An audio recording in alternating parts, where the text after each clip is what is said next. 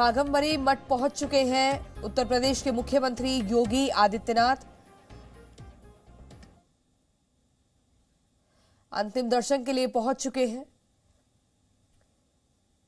और अभी तक सिर्फ यही कयास लगाए जा रहे थे कि 11 बजे तक पहुंचेंगे, लेकिन सीधा लाइव तस्वीरें हम आपको दिखा रहे हैं।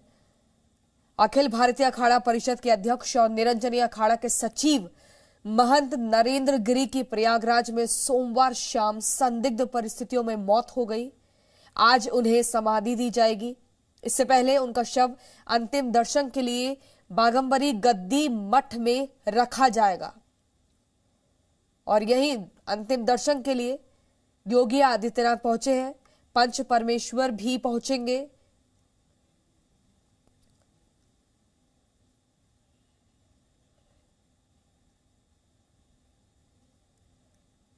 देखिए, यूपी के मुख्यमंत्री योगी आदित्यनाथ इस वक्त बाघंबरी मठ में पहुंचे हैं और महंत नरेंद्र गिरी के पार्थिव शव का अंतिम दर्शन कर रहे हैं, क्योंकि योगी आदित्यनाथ खुद एक संत हैं, एक महंत हैं गोरखनाथ मठ के, और उस वजह से अखाड़ा परिषद के साथ उनके संबंध बहुत अच्छे थे। महंत नरेंद्र गिरी से उनकी बहुत सी मुलाकातें हुआ करती थी। महंत नरेंद्र गिरी उनके घर पर भी जाकर उनसे मुलाकात करते थे। कुंभ के वक्त इस मठ में भी योगी आदित्यनाथ कई बार आए थे। तो अब अंतिम दर्शन करने के लिए पहुंचे हैं। कल संदिग्ध परिस्थितियों में उनकी मौत हुई थी। हमें यह जानकारी मिल रही है कि पार्थिव शव के अंतिम दर्शन करने के बाद अधिकारियों से उन्होंने पूरी एक रिपोर्ट ली है अब तक की क्या कुछ जांच में सामने आया है, और उसके बाद अभी थोड़ी ही देर में मीडिया से बातचीत भी मुख्यमंत्री योगी आदित्यनाथ यहां पर करेंगे प्रयागराज में, इसी बाघंबरी मठ में, और उसमें काफी चीजें साफ होंगी कि अब तक प्रारंभिक जांच में क्या कुछ सामने आया है। कल से लेकर अब तक तमाम तरह की थ्योरी सामने आ रही है।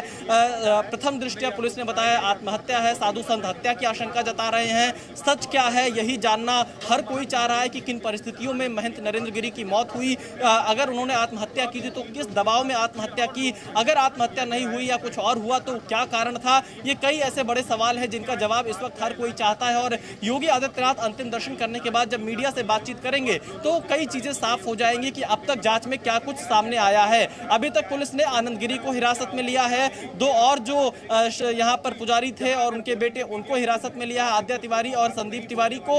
इसके अलावा पुलिस की तरफ से एक एफआईआर भी दर्ज की गई है धारा 306 के तहत, जिसमें आनंद गिरी को नामजद किया गया है। ये अब तक का अपडेट है और इसमें कई जानकारी और सामने आ रही थी कि 8 पन्नों का सुसाइड नोट है। इसके अलावा सुसाइड करने से पहले एक वीडियो भी महंत नरेंद्र गिरी ने बनाया था। लगभग 3 से 4 मिनट का वो वीडियो है, जो कि मोबाइल फोन फिलहाल पुलिस के पास है, फॉरेंसिक को दे दिया गया है। तो ये अब तक का इसमें अपडेट है।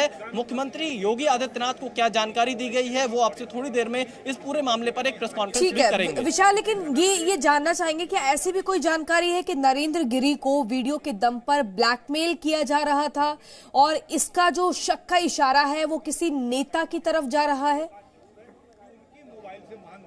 देखिए, इसकी अभी कोई आधिकारिक पुष्टि नहीं हुई है। इस तरह की चर्चाएं एक हो रही हैं। हालांकि महंत नरेंद्र गिरी से हर नेता संपर्क में था, हर पार्टी के नेता उनके संपर्क में रहते थे, उनके पास आते थे, उनसे बेहद करीबी संबंध रहते थे। तो इस संदर्भ में हमें थोड़ा इंतजार करना होगा पुलिस के बयान का, पुलिस इस पूरे मामले पर क्या कहती है, क्योंकि इस घटना के बाद से अलग अलग थ्योरी, क्योंकि जो अलग अलग लोग उनसे जुड़े हुए थे, अपने हिसाब से फ्लोट करने की भी कोशिश जरूर कर रहे होंगे। तो इसलिए इस पर पुलिस के बयान का इंतजार करना चाहिए। हालांकि पुलिस हर एंगल से जांच कर रही है कि इसमें एक स्थानीय नेता क्या शामिल है। इसके अलावा कुछ बिल्डर्स के भी जांच के दायरे में रखा गया है। इसके साथ ही साथ आनंद गिरी के संपर्क किससे किससे रहे, वो कब प्रयागराज से हरिद्वार गए और हरिद्वार से उन्होंने तुरंत हत्या की आशंका क्यों जता दी। ऐसे कुछ सवाल है जिस पर पुलिस जवाब तलाश रही है। सीडीआर तलाशा जा रहा है। इसके अलावा कौन कौन कल उनसे मिला था, जब शाम 4, साढ़े 4, 5 बजे की घटना आई थी, उससे पहले जब वो सोने गए थे तब उनसे कौन कौन मुलाकात करके गया था, उनके मोबाइल फोन पर किससे किससे बात हुई थी कल दिन भर,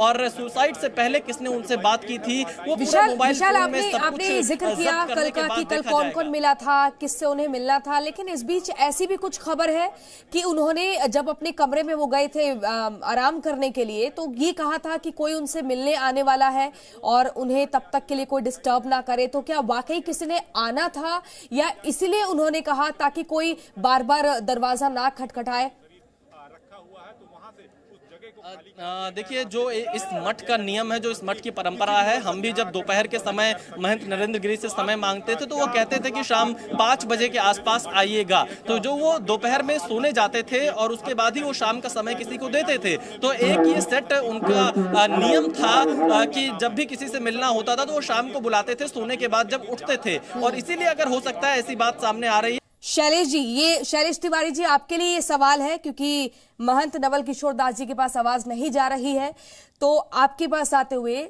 मठ के उत्तराधिकारी अब कौन होगा नरेंद्र गिरी के बाद, इसको लेकर एक इतना दबाव था कि वो परेशान हो गए। उनको हर बार कहीं ना कहीं परेशान करते थे, मानसिक रूप से प्रताड़ना देते थे, आर्थिक रूप से। पेट्रोल पंप की भी बातें आ रही है कि एक पेट्रोल पंप जो है उसको स्वामी जी स्वयं बेचने की बात करते थे और उसको लेकर के वह विरोध करते थे महंत आनंद गिरी जी। तो कहीं ना कहीं यह पूरी तरह से आर्थिक विवाद दिख रहा है, और बिल्कुल जब किसी संत के ऊपर मानसिक रूप से प्रताड़ना हो, बहुत ज्यादा उनको परेशान किया जाता हो, उनके शिष्य के द्वारा ज्यादा परेशान किया जाता हो, तो उनके साथ ऐसी परिस्थिति आ गई कि उन्होंने इस तरह की आत्महत्या को उन्होंने करने का गले लगाया। लेकिन इसके बावजूद भी, इतना सब कुछ जानने के बावजूद भी मुझे नहीं लगता है कि वो आत्महत्या की है। यह साजिश के तहत एक तरह से हत्या है, और अगर आत्महत्या के लिए भी उकसाया गया भी तो यह भी एक हत्या है। धारा 306 के तहत आनंद गिरी को गिरफ्तार भी किया गया है, और मुझे लगता है कि आनंद गिरी बहुत ही प्रभावशाली और विश्वसनीय व्यक्ति नहीं थे। जैसा साधु संत समाज के उनके ऊपर कोई विश्वास नहीं था, उनके ऊपर गंभीरता नहीं थी, उन्हें लोग गंभीर रूप से संत के रूप में नहीं जानते थे। इसलिए आनंद गिरी जिस तरह इस तरह के षड्यंत्र में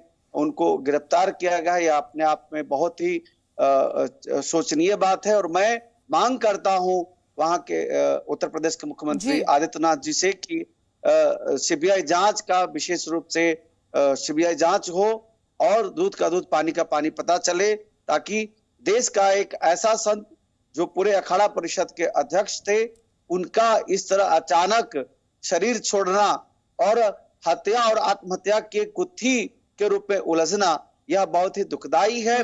उनको इसमें सीबीआई जांच करके और लोगों के सामने इस बात का सब लोगों के सामने आना चाहिए खबर कि यह आत्महत्या या हत्या है।